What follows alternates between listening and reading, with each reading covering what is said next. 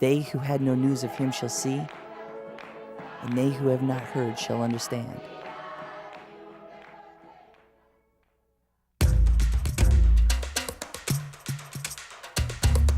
So we're on the Laos border. We're eating dinner with the Vietnamese platoon. You see all these Jordanian tank divisions. We've got leeches all over us. They never know what Iraq's gonna do. We got a team that's with us. They're freaking out. They can't stand it. They're trying to get out of there. The horses are galloping through this ravine. One of the guys takes out a piece of paper and draws on it and draws a picture of a dog. These Iraqis are saying to us, they're like, oh, you must come to Baghdad with us. It's the most beautiful city. This dog, this good? You gotta come to Baghdad with us. And we're like, we'd like to go. And they said, well, where are you from? We start drinking this river water. And this river water, it's not like a Rocky Mountain stream. Army officer comes into the Bedouin tent, and he's kind of the cousin of the sheik of the area. And he's saying, what are you doing out here? Are you spying the area? Lions stalking you in the middle of the night. Dingy, like cockroach-infested hotels. I've eaten rat, dog, Cow eyeballs. rotten curry, Pig's tails. crocodile, Fried tarantulas. yak, Dog head. intestine, anything that's been slid across the table at me. It looks like a war had happened. Bartering for food, you're bartering for rickshaws. It's like we were thrown back into another time. You know, what have I gotten myself into? We were coming across people who are 110 years old. Dead bodies laying around. Totally unprepared for it. Gun-toting tribals outside. Red dirt everywhere. Sweet talk some guards. And we're going out to this remote tribe that we had heard rumors about. See burning bodies. They thought the Vietnam War was still happening. Come across India, Giza at the pyramids. Ethiopia, Papua New the Guinea. Dolpa region, Pakistan. Nepal, Thailand. northern China. Tibet. My name's Will Decker. I'm 28 years old, and I'm a missionary. I'm Tim Scott. I'm 24, and I'm a missionary. It all started in 1998 for me, and I can remember specifically when the call came. I pretty much thought that I was going to be a stockbroker. But then I went on a mission trip to the Czech Republic. I'd been on mission trips before, but something happened over there, and it was something that changed my life forever. I asked the Lord, I said, Lord, what is your plan for my life? And the Lord told me, he said, go and preach the gospel in the world. I was 19 at the time. I was young, you know. I didn't know what was going to happen or what I would do, but I knew that life was about to change for me. And I came back to America, and when I came back, I started selling everything I owned. I told my parents, and my parents were all for it. They said, Tim, go for it with your whole heart. But I remember they said, make sure that someone goes with you. And I felt the same way too. I called up William. Says, you know, I've been thinking about you. I want you to, you know, come along on this trip I'm thinking of. I'm thinking about doing overseas mission work. So, you know, you're the first person on my mind, and you know, I want you to come and share this experience with me and share the journey with me. And I remember William said to me, he said, you know, I wish I would have did that when I was younger. And he was only 23 at the time. And I said, hey man, we're still young. You're only 23, I'm 19. I said, life's about to start for us. When I decided to go on the trip in 1998, it was more of a escape than anything. I figured at the time, my life, I just needed to get away from LA, to get over and kind of start over and things. Give myself a year to sort my life out, to see where I'm going. I was a photographer, so I figured I could at least photograph for a book. And really the most interesting thing about how this played out is William wasn't even a believer at the time. But I knew something was going to happen, and I knew the Lord had a calling on his life too. I didn't know the Lord yet, but I was completely open to so many things. After a few months of just planning and getting everything in order, we took off. Boom, we moved right in, overseas, right to the heart of like the most remote place on earth. We started in Papua New Guinea. Every night we'd spend the night in these packed out services. We're experiencing these wild church services. I mean, these church services are just like in the middle of the bush. Not being a believer and going to these kind of services is an amazing thing to be a part of. And then we got into Southeast Asia. And Southeast Asia was a completely different place. So all these things kind of weighed in my heart and, you know, just building me up to that pivotal point. And we get into China, and I said, William, just call upon the Lord, and the Lord's gonna be able to hear you. One evening, we were out in a village, and I prayed to the Lord. I said, Lord, you know, I want to believe in you. I want to believe fully in you, but I just need to have a sign. And I asked the Lord for a shooting star that I may believe in him. As soon as I prayed amen, I saw it right in front of my eyes. And that's when he made the commitment. He said, Lord, all right, I'll serve you forever. It was in a hotel room in Bangkok that I accepted the Lord. As soon as I prayed amen, I felt this amazing weight lift from me. From then on, it was just it was a brand new trip for us. We were going on $5 a day, hitchhiking in countries that we had no idea about. Day and night, just hiking and just going back to that one village. And it was just like step by step. God was taking us and transforming us on that first journey. And you see miracle after miracle. You see them in there weeping and crying as you're coming out of a church. Finally reaching that one person that has the chance to hear the gospel. And as we've been able to share that message and people take that, you gotta just see their eyes light up and that the glory of God comes upon them. And they just say, you know what, I have the hope and assurance, and that bright smile comes there and they say, I can feel the Lord in my life.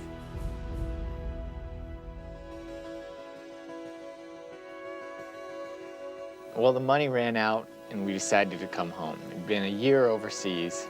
And we were pretty sad to actually have to come home. The world that we had left was completely different. And then when you come back to America and you see all the the luxuries, everything, it's much more difficult to handle. And all Will and I can think about is getting back out on the road. We started planning immediately for our next trip, where we'd go. We've been telling people about our journeys. And a childhood friend of mine, Joe, who I'd known since a young age, we'd palled around, went to school together. He'd start hearing the stories of everything, and we put it out there. Said, hey, Joe, you want to come with us? You want to take an adventure? You want to take an expedition? You'd kind of be the rookie of the team. And we didn't know how long, you'd be there for or what would happen. Got my passport, got visas going, and this is it. Now it's time to get prepared for the trip. And we were really excited to have Joe. And our focus was to really, break Joe in, bring him into the third world, kind of, really prepare him for the type of ministry that he'd be able to do. So our bags were packed. Our tickets were booked. The rookie Joe would be joining us. And we were about to go out and travel the road.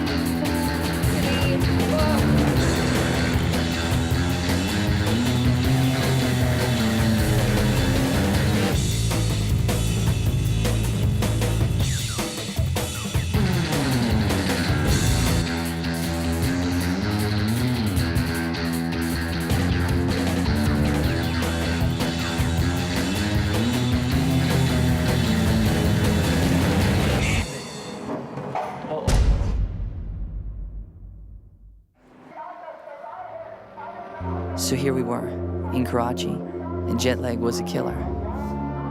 The call to prayer reminded us we weren't at home anymore. But what'd we expect? A soft trip to Eastern Europe? No, that wasn't our style.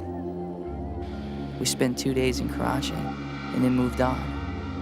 We were headed towards Islamabad, and everything took a while to sink in. It all felt like a haze, but that's what the third world does to you.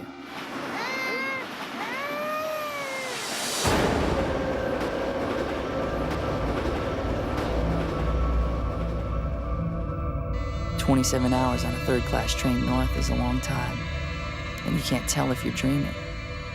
Where were we headed? That's right, the Kailash, the northern tribe of Pakistan. We've been planning for 1 year to travel to them and speak the gospel. They lived near the border of Afghanistan and were rumored to be the descendants of Alexander the Great. We wondered what we would find there.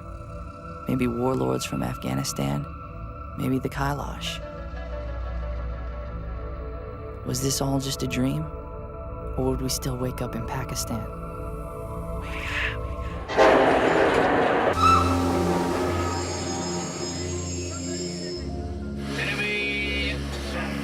Welcome to Islamabad, the capital of Pakistan.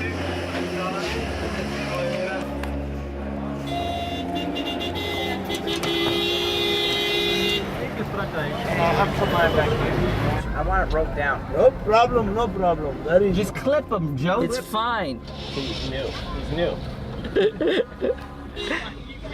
It's really easy to say when your backpack's in the car. He's new.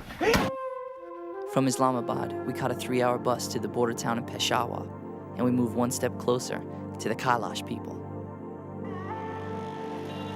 We're currently in Peshawar. Just took a 3-hour bus from Islamabad.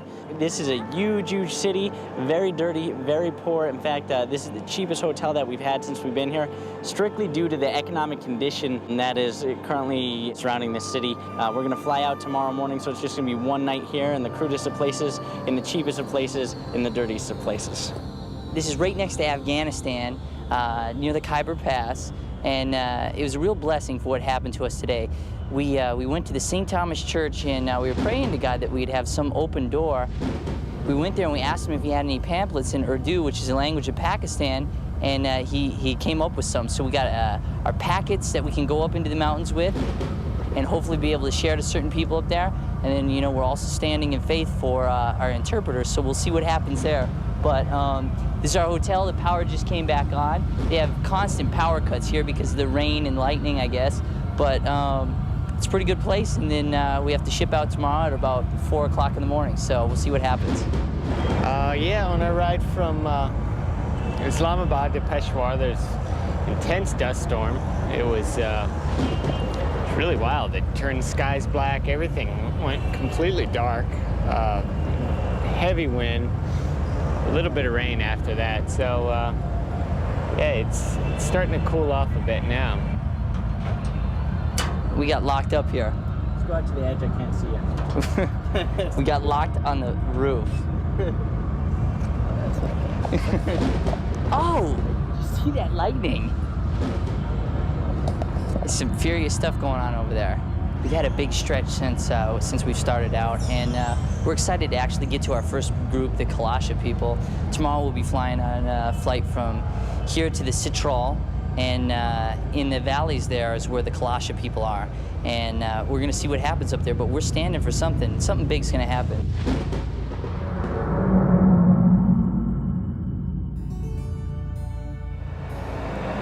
Okay, we're here in Peshawar, and we made the decision last night after prayer. God put something in each of our hearts that we should not go to the Kailash, which sometimes it may seem like it's too questioned, or I don't know. I mean, just like Paul, he said unto Paul not to go into Asia and preach. We feel instead to go to Tibet now and do work there. So we're just going with what God has planned for us. We're going to try and accomplish that to the fullest.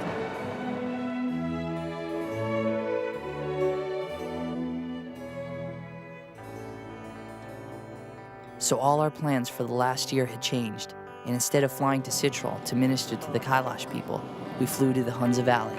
Our mission now was to cross the border into China and bring the gospel into western Tibet. We didn't know what would lay ahead for us there, but we were taking a leap of faith, and it was kind of exciting. So we said our goodbyes to Pakistan and headed towards the border.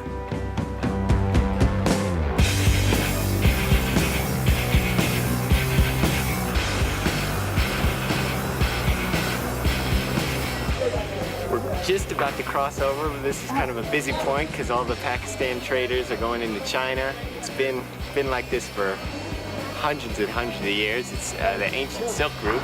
This Karakoram mountain range is just fantastic. The sights are amazing. It's the most Just amazing beautiful. mountains I've ever seen.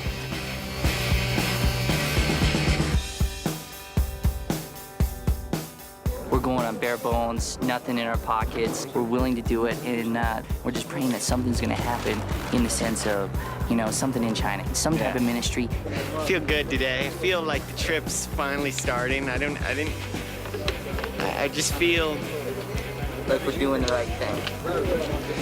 Yeah. Looks like we're packing up, about to get ready. Looks like Will's just standing there letting the bags go. So I'm gonna find out what's going on.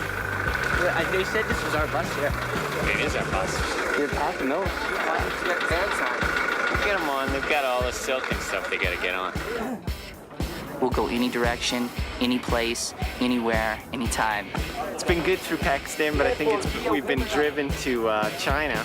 And you know, I'm looking forward to seeing some good stuff. Let's go to China. Go.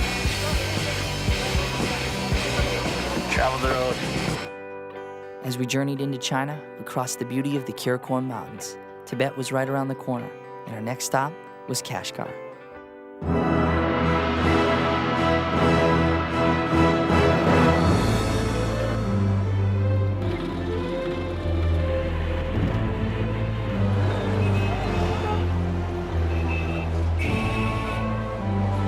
This is a friendly shopkeeper.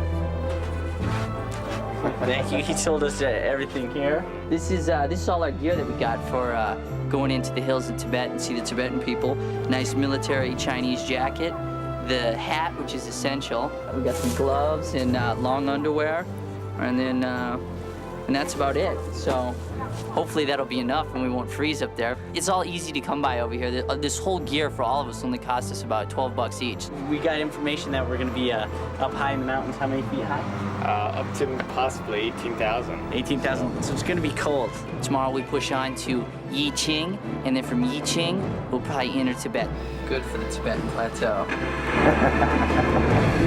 We bought our gear and moved on. All we needed was to make it to Yiqing and find a transport to the Tibetan Plateau. After that, we'd be on the rooftop of the world.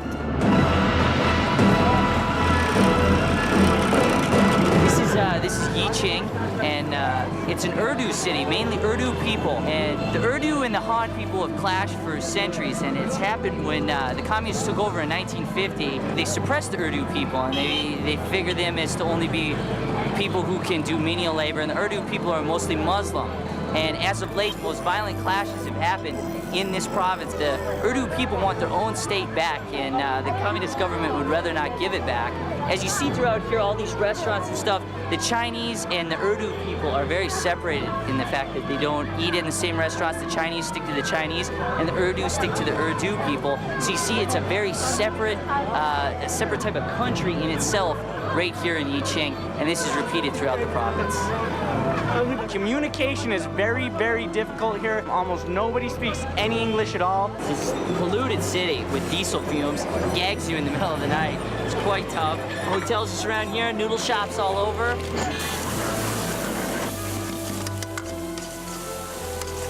It's mainly a Muslim town, which is pretty odd in China, especially because they're non-religious tolerant. The Chinese, you know, they allow Buddhism and Islam, but they're not tolerant to the Christians, and there has to be an underground movement for Christians in order to worship God.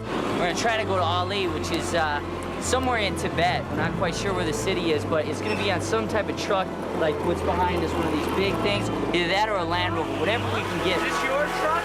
Yours? Truck? Yours? Who owns the truck? To Tibet? Drive? Tibet? You? Take up?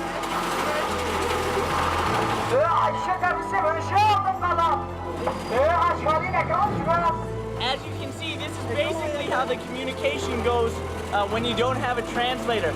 Very sketchy at best. It breaks down to hand signals and writing on a piece of paper. Hopefully that'll work. Sometimes it does, sometimes it doesn't. A little Urdu girl.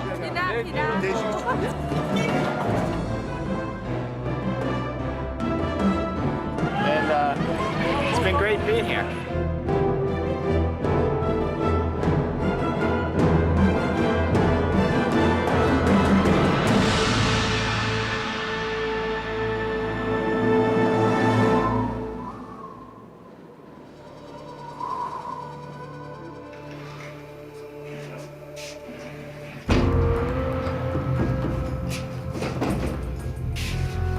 Trip over was pretty much horrible. Officially, the bus ride goes down as a 40-hour, breaking all records. It's pretty much just miserable. How do you feel, Will? I don't want to talk about. Put 9 people in a ratty Land Cruiser, put them over the bumpiest roads ever created. Constantly you're in pain, like your legs, your ankles, your knees, your toes, you're cold, you feel sick and queasy, you got a headache. Altitude really messes with your body.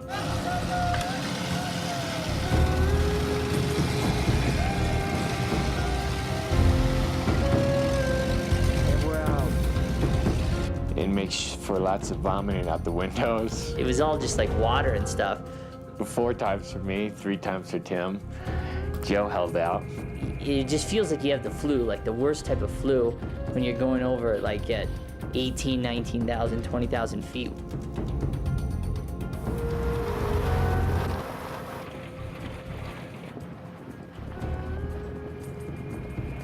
We got into Ali last night at 4 in the morning and found this hotel, this outrageously overpriced hotel. All in all, it's just nice to get in, you know, 5 hours of decent sleep last night and then kind of be refreshed.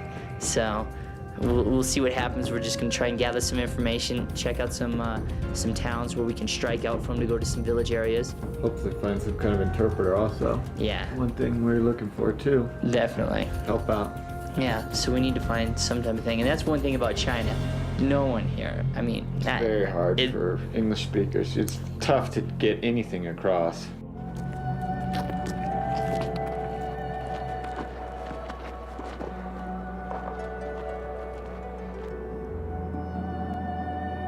We're at about an altitude of 14,000 feet. It's cold, it's a little more difficult to breathe than we're used to. You get real short of breath just walking up this mountain. What they do is they put these flags up, and then when they blow in the wind, every time they blow in the wind, there's supposed to be the prayers going forth that's on the flag. all sorts of things are up here. They have ram's horns and caps and a whole bunch of other stuff.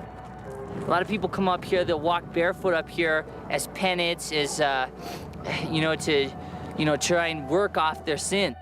So we're up here too, trying to spot out different villages around the city of Gar or Ali. We can't figure out which one it's called, but we've had a pretty good time here so far. We got stopped by the police, the PSB. This morning was a lot of fun. We woke up to the sound of banging on our door for about 5 minutes, and then finally this woman just walked in. She was PSB, which is, what does it stand for? It's Public Security Bureau or Yes. public, something like that. Police It's basically the police officer. They extracted about 350 yuan from each of us, which is about $40 per person, but this city is, they say it's illegal to aliens. And we were staying actually in like an illegal hotel for us. We're considered aliens, and there's only certain hotels we can stay in and like certain places we can be, I guess. So they charged us for that. So she literally tracked us down, woke us up this morning and told us we had to move into a hotel that was for aliens, which is what we are. It's got a nice orange couch though. Entertaining guests. As you can see, the hotel is nothing beautiful. It's basically 4 walls and 3 beds. The beds each have like a foam pad on them. The walls, the paint's coming off, completely dirty. There's no bathroom. You gotta go out to the street to go to the bathroom in a public toilet that smells so disgusting, and it's just completely horrid. So it's nice.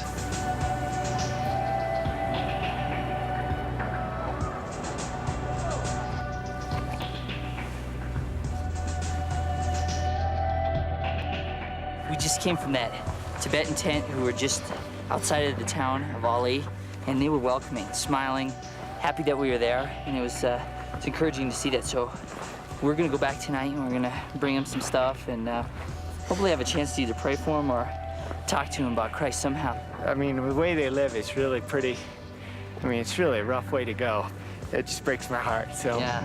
it'd be nice. We definitely want to come back and bring them some milk. The children like the milk, and so I'd like to bring them some stuff like that, and just come with love. And what was so great is they're so welcoming and loving, and just welcomed us in. The language barrier is the only problem. They're very religious people in the fact of adhering to Buddhism and stuff. They all have some type of charm or a picture of Dalai Lama. One man in particular had a hologram of Dalai Lama. And it was It's interesting to see that because, I mean, they got prayer wheels, everything. They're very devoted people to what they believe in. And to see that much more, you know, to see the future of what they could have, that devotion towards Christ, and them reaching other Tibetan villages, is one of the most encouraging things. We're heading right up over these hills now. We're walking out of town. We saw a sheep herd coming out here yesterday, so we figured there's gotta be people over here, so we're just gonna trek it in for the day. Take a look at this. Here's the desert area out here. We're gonna go right around this bend, just in there. We saw a sheep herd come down yesterday. We're gonna go back there. Hopefully we'll find something that we can spot from that ridge just up there, and then we can be able to see some more Tibetan people. There's gotta be something over that ridge. I had a nightmare last night that I was drinking water and the cap didn't work.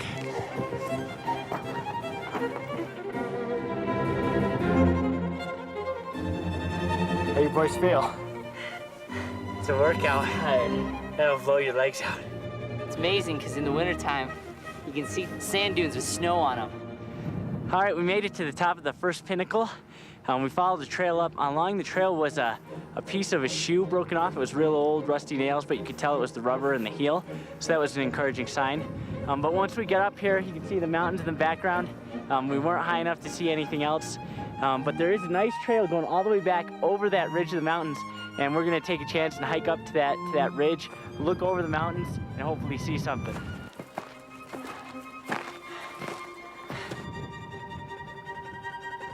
Watch the rock, watch the rock.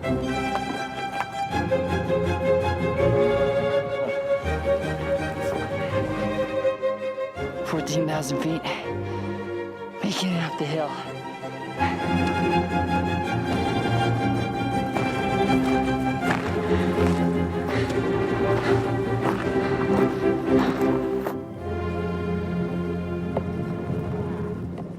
This is the valley that we got to. There's nothing over the side, but you know what? We're still all encouraged by the things that we did today, the things that we saw with the Tibetans down there near the town. Thinking along the lines of, you know, Abraham, Isaac, and Jacob, they were really doing the same thing. They were trekking trails across the land. God was directing them to go from place to place. And you know, sometimes their place that they went to wasn't where they were gonna end up.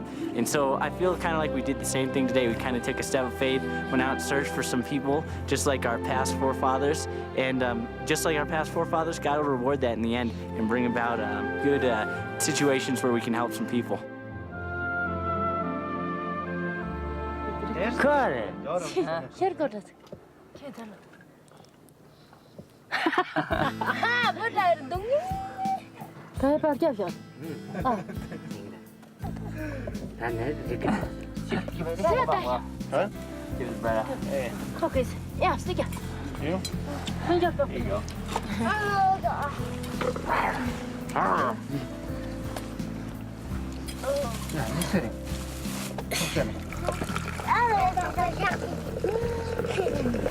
Oh, that's the plenty there. That's good. That's good enough there. Oh, No, he's just pouring it for everybody. oh.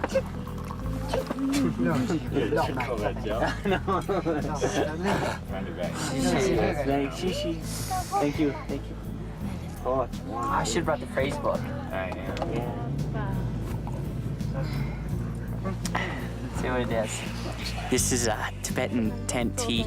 It tastes a little greasy. There's a question of whether they have some yak in there to make it brothy. It kind of tastes like soup broth, real greasy.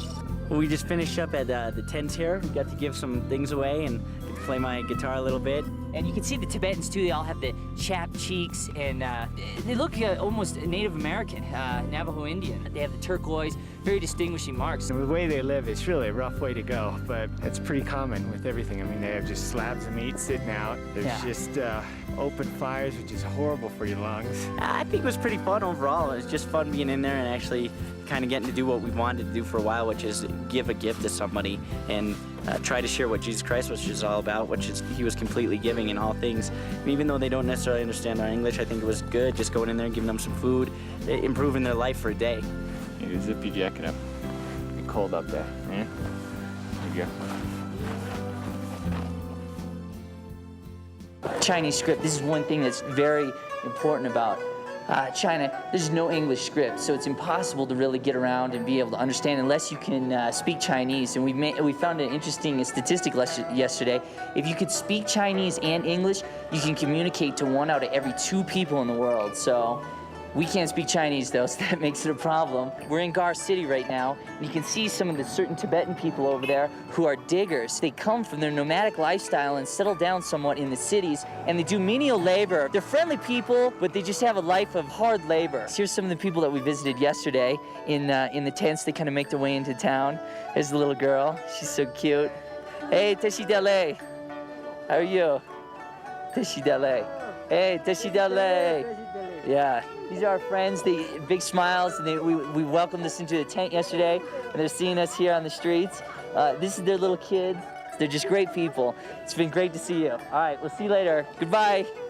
You know, if we just had that interpreter to get there, and we will, you know, God's gonna bring one for us. We could go in there and minister to these people. We are still in Gar, still stuck here.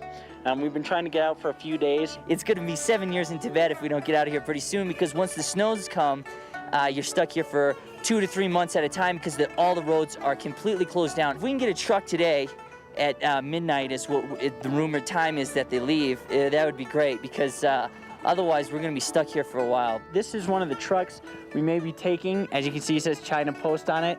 There's 3 of us, and there's no real answer as to whether we'll be able to fit all of us in the front, or we may have to ride like a 10-hour stretch over bumpy road in this back here. That would be very uncomfortable. We're on our way to Parang, which is right on the western border of Nepal. And once we get there, we'll rest up from this trip and hopefully go out to some village areas. But I gotta say, Tibet is one of the toughest places to get around, especially because all you could travel in is these cargo trucks filled with other people. We were lucky enough to get some space. As you can see, there's some Chinese men up here who are sitting up front. We've been going since about 4 in the morning. It's freezing cold this morning. It's about probably 10, 15 degrees. It's warmed up quite a bit now, which is nice. We're on a truck carrying gasoline. There's probably about 30 drums of gasoline on board. We had the pleasure of sitting on some flour, so that makes it a little nicer. We had to buy some blankets, about $6 a piece, and those really kept us warm. We got our bags just cinched down, but it's very rough, as you can see. Really, there's no bus system. The roads are just completely, just horrible roads. I mean, you couldn't travel on anything worse. So basically, truck is about the only way you can go. Just as you saw with those trucks, I mean, we should be happy for what we're traveling on, seeing how packed those babies are. We'll be there in about 6 hours. It's important that we drink like water. We got like these little pies that we picked up. Generic Pringles. And that's about all for today. Sometimes we don't even eat when we go on these journeys because there's no food along the way. There was a Korean lady who got altitude sickness, and altitude sickness is deadly. And this lady was really bad off. We visited her in the hospital. We heard the word right away that she was sick. We went down there, we laid our hands upon her. We know that something happened to her. And as we laid our hands upon her, she reacted in a way. It was like she knew there was something there. She knew there was a presence there. And you know what? We had the victory inside, and she got her healing. And we're thankful for that we can get, that we were able to pray for her. But we may need prayer after this trip. If we had to stay there 10 days just to pray for her once, then that was all worth it. If that's what God's plan was, then that's what it was. If you're ever wondering what your imaginations are of on the road, this is it. You don't shower for a while, you're in the back of trucks, but you know what? It's all worth it. It's all worth it to go out to these people and be able to minister to them. From Gar, we continued our journey across Tibet. We were still looking for our breakthrough of ministry, and we hoped we'd find an interpreter at the border town of Parang. these are the snow-capped mountains of Tibet. This is the borderline of Nepal right here. About 30 kilometers that way is Nepal. It's an active border town, and it's about 15,000 feet. We're crossing this bridge, and we just a few minutes ago, a bunch of the donkeys just went buck wild. These kind of villages have probably been around for, who knows, 500, 600, 700 years. They're just kind of timeless here, though. The path we've been following for a while, we're gonna take it right up that ridge there. It'd be nice to go up there and preach to a multitude. That's what we're looking for, but we'll see what happens.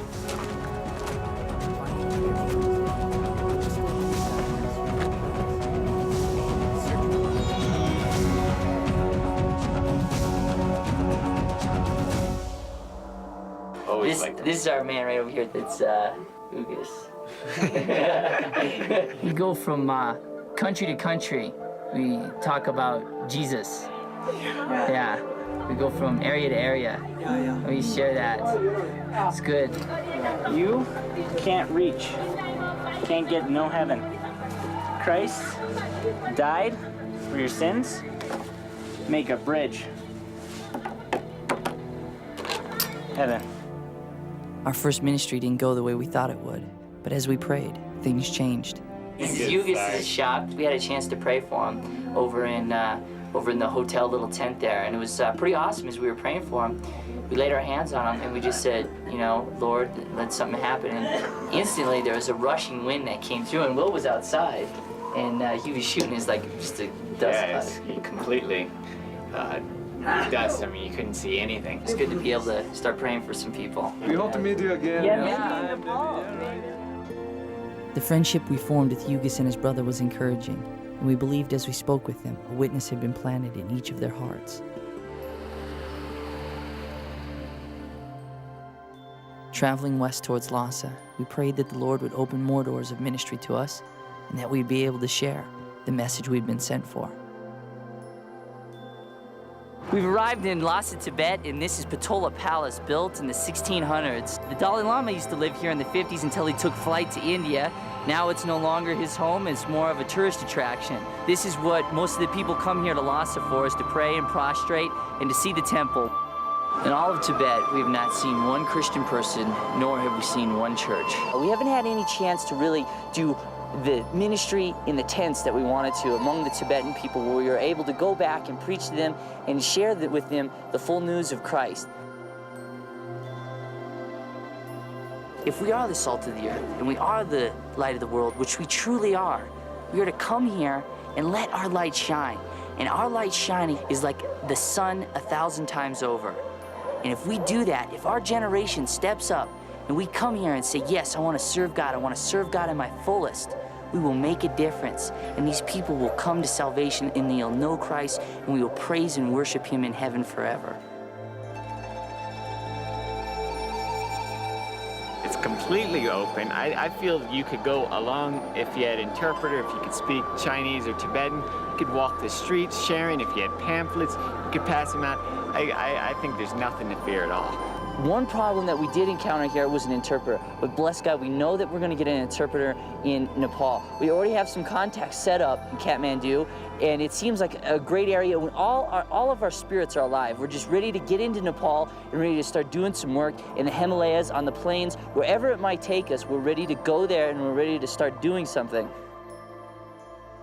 Our mission through Tibet didn't go the way we thought it would, but as we look back at what we were able to accomplish, we had hope for the future. So we took the next step and headed towards Nepal. On the road to Kathmandu, we stopped in Lhasa, where we would start to see the fruit of our ministry. We just done a similar trip to the three guys here through Western Tibet, and it's pretty hard, as you can see. It's a tough trip. Before we left, the night before, we went to see the Korean girl in the hospital. There was a Korean lady who got altitude sickness. And the Chinese guy said that there were 2 Americans inside and that they were praying. We laid our hands upon her. We know that something happened to her. And when we came there in the evening, it seems that she was looking really good. And she was much better than in the morning, and even much better than ever, I think. Yeah, she was talking and she was very happy and looking at photos and stuff. And Laughing even. Yeah, laughing. So it's good because the day before she was unable to speak and in a pretty bad way, in a little pain. So something happened. As the travelers explained the healing of the Korean girl, we realized the reason God had sent us to Tibet. It was an encouragement to us as we pressed on towards Nepal, and at the same time, it was a lesson in obedience. The Lord was taking us to new places, and we were ready for anything, but we were about to experience a different world in Kathmandu. We got stuck here in Kathmandu for a long period of time. We're all kind of worn out because we're not doing anything. We want to see something happen, you know, and do some of the things that we came here to do. We haven't hit any of our contacts. The contacts are coming up dry. We're not sure if the contacts are scared to say that, you know, what they're doing here, or if that they're just not there anymore. So either way, we can't find them, so we're on our own, and that's fine. We'll pray, and we'll get God's direction, and just like He led us in China, He'll lead us here, and we'll do some good things in Nepal somewhere along the way.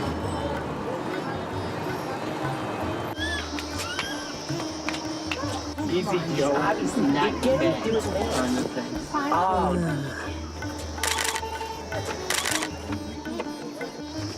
This is the holiest river in Nepal. It's one of the holiest sites in the Hindu religion. The main problem I always have is these monkeys that always walking around. They're not so much big and dangerous, but they're apt to do something, like by the leg or toe or something. The thing that scares me the most, I don't want no monkey overhead dropping something down from up above. Tim, as usual, is monkeying around with a piece of coconut. That must be a favorite food of theirs, because that monkey really came after him with fury. These are the temples of Pashupatinath, and as you can see, the sadhus kind of live in each one of these. They kind of hang out and kind of sit in each of the temples, and they kind of congregate and stuff like that. There's one right up here, you can see right in the background over there. My head just got smashed by his false temple. Oh.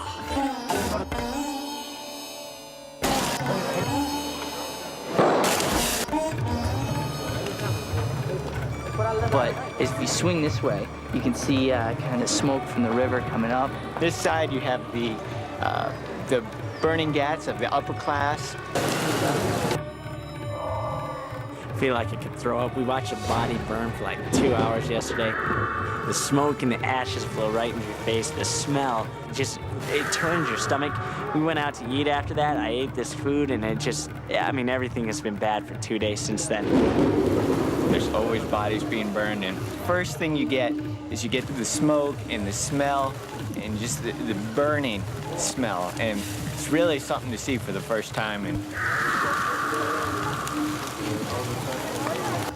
they burn the bodies on the altar, which we saw yesterday, and then they scrape them off into the river. And the lower caste, that's their jobs, is to scrape the dead bodies and the dead ashes off there into the river. And the sadhus, what they do also is they grab the ashes and they take it and they put it on their bodies so they have human ash. So when you see these sadhus with that white stuff on their bodies, it's not chalk, but it's actually human ash. So it's just another person that they put on there.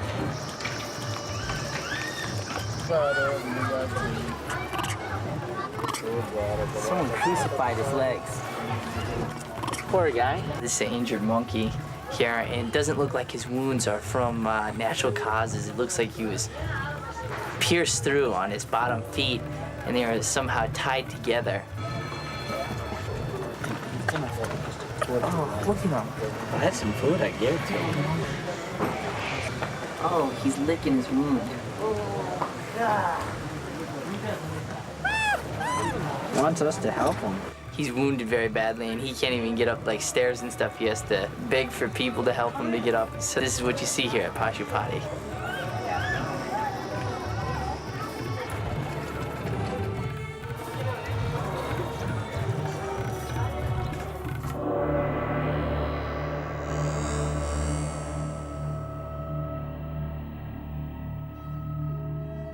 Leaving Kathmandu, we journeyed to the quiet plains of Sichuan and found lodging at a small church where we hoped that we'd finally have the opportunity to share the gospel.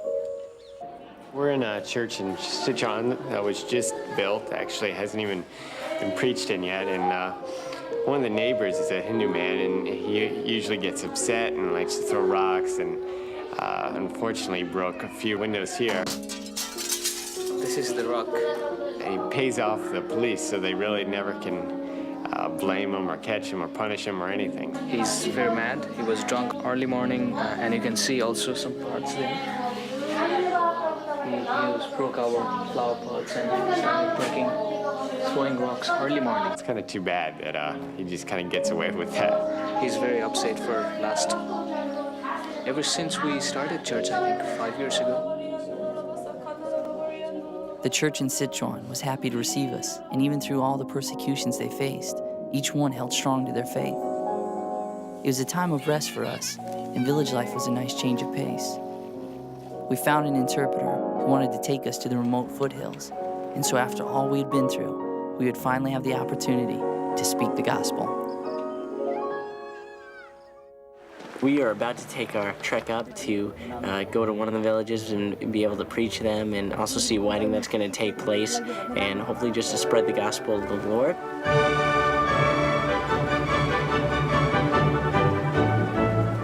So we'll be going up a couple different mountains. The paths are very worn, and in a lot of places they're just really big enough for a man.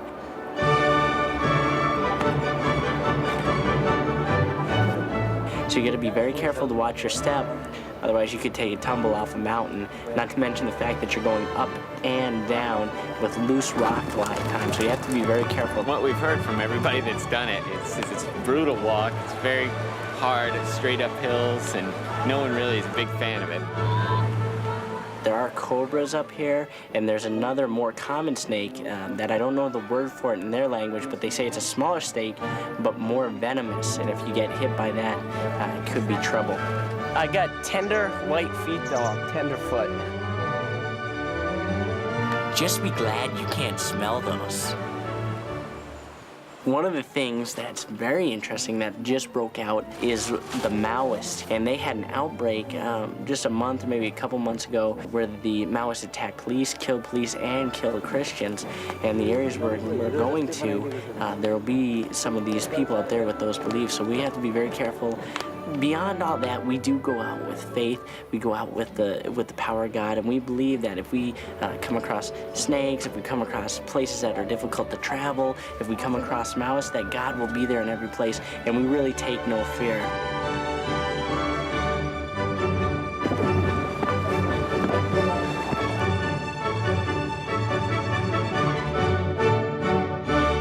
There it is. That's nice. It's a beautiful night. We're deep in the jungles of Nepal. There's a man who pastors this church. His name is Ezekiel. This is a village of 250 people, and he evangelized them 3 years ago, and they all came to Christ. Now they have a church here, and that's where we're sleeping tonight. And he's coming by tomorrow to also perform a marriage. So to be able to go back and start witnessing ourselves to some unreached groups has been an awesome opportunity. The difficulty is getting by the language, but Ezekiel doesn't speak English, so he just kind of rolls back on his own. But these people don't speak Nepalese back here too, so he finds it sometimes difficult. So we're gonna see God move in some big ways as we're back here in these remote hills, and we'll see what happens tomorrow. You need to have faith. You're gonna run into tribulations, things that may cause you to doubt what you've been praying for. But Paul says that he glories in his troubles because they bring about patience. And that patience brings about experience. And that experience brings hope. The troubles you have will bring about hope in your heart, which will make you more able to tell others of Jesus Christ. Now, this is the situation that me and my friends found ourselves in. We first arrived in Pakistan, and it took many days, difficult travel, when we made it to Peshawar. And we started to pray, and God told us to go into China. And we were very confused because we had been planning for a year to go to the Kailash people. This was very difficult for us to take. But we said, we will follow God above everything else. This was the beginning of our tribulations. We were not troubled because we know that through these things that we go through, God will bring about patience. That patience working itself into experience, the experience into hope, and that hope making us more able to speak Christ to the people.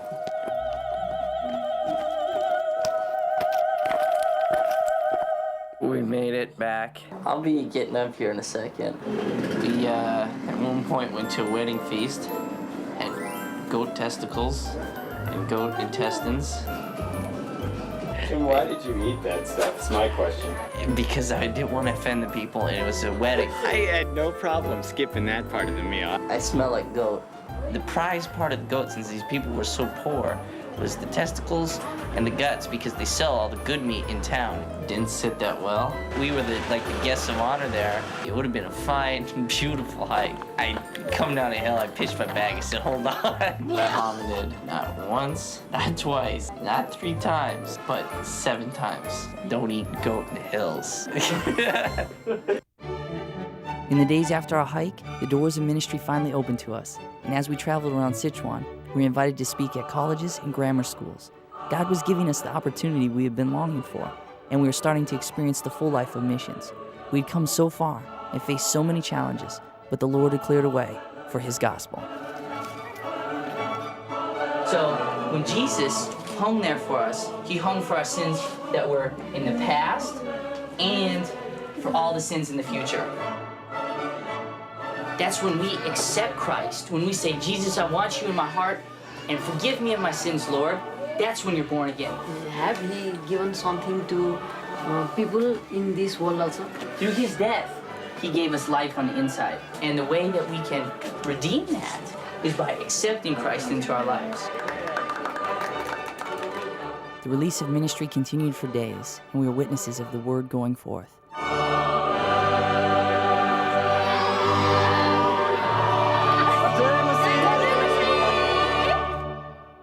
Since we've been stripping all our packs down, we've all been giving our packs away to people, and the 2 packs given so far by Tim and Joe have really been pretty bad choices overall. This one I got a good feeling on. There's a shoe cobbler that has these nude kids that run around, and they're really cute kids. They're pretty much winning it for me. We've had a couple of candidates for Will's bag, and the sentimental story of the shoe cobbler has really pulled the votes in his favor. As soon as Will came to the knowledge that his family was poor and running around naked, he had 7 kids, and he was just about in tears. And he That really brings it home. Aren't you gonna put anything in it? Yeah, I figure I might as well make it worthwhile and put some food in it or something. Hopefully I can find some clothes for the kids, because they're always running around nude. We're in the hut of the people that we're giving the backpack to. And this is a family of 7 that lives in here. As you can see, this is their beds right here. They have kind of the livestock right inside here. This is a very small hut. When we came to the place, it was just a small girl was just sitting here. She was only 1 year old, and she was just sitting here crying in the hut. She's just left to her older sister, who's about 6 or 7, to look after her all day. And then they kind of just sit around the hut while her parents go to the man goes to the fields, cornfields. He's also a cobbler. And the woman goes to the jungle to forage. So you can see kind of like this is one of the poorest families around this area. But with 7 kids too, it makes it especially tough, so they have to be constantly working to feed their children. Here's their rack of clothes, and as you can see, it's all like open to the elements. So if it rains and stuff in here, it's gonna leak all over this. They're the poorest family around here, and they kind of get like, you know, beat up on and ragged on, and people are always like hitting the kids with the sticks, and they always kind of treat them bad and just kind of throw them around and just do horrible things. They're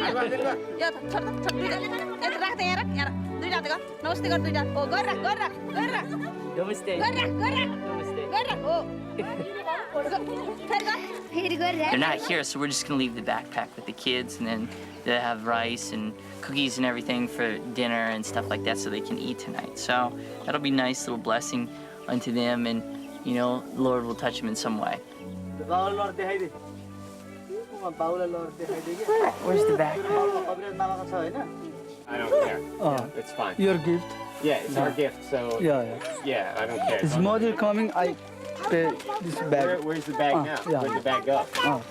Okay, we're going back A little later, we get the bag full of food.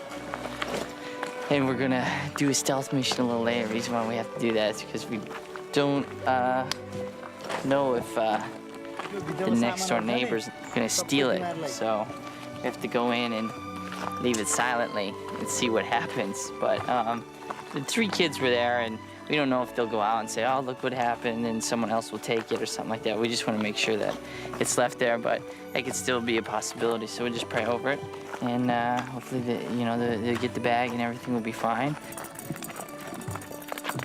It's one of the children that's living in a little shelter, and we're gonna bring him along so he can probably protect the food and whatnot. It looks like he can handle himself pretty well. So we're gonna head on down. Do a kickbox, come on. Fighter. It's just a girl. Hello, namaste.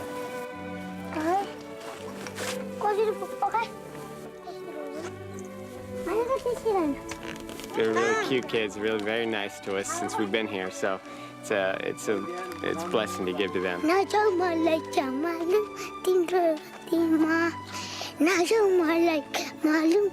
The boys, they all seemed, they didn't know what was kind of going on at first, and neither did the girl, and they kind of were, what is this? And then they realized it was a gift, and then they open up, and now this kid's like following us home and stuff. So it was a great thing to see. And the little boys were eating cookies. It's not like every day they get a chance to eat cookies, as you know, you can see they just mostly consist on just like a diet of rice and potatoes and stuff. So to give them like a little extra treat is really cool to do. I'm sure the parents will get it, and it's good. It's good for them. If it's something we can give, then that's great.